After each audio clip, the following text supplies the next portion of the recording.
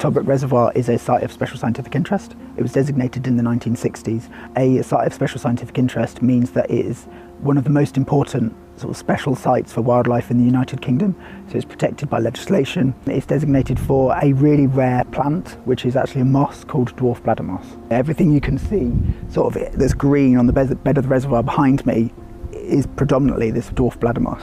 So there must be millions and millions in this reservoir right now. It's only found in a handful of sites in the UK, and the reason it's so rare is because it's got this really specialised, interesting life cycle. It's a really tiny plant, it's only a few millimetres high.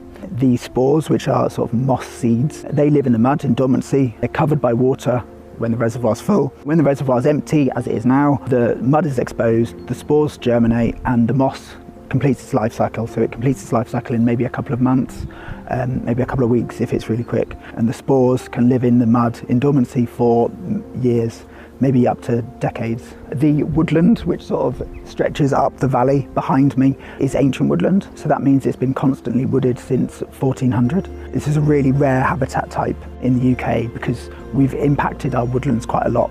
So any pockets of it left are really important for the ground flora, the insects and the mammals that live within that area. As you can see behind me, Toddbrook Reservoir is empty.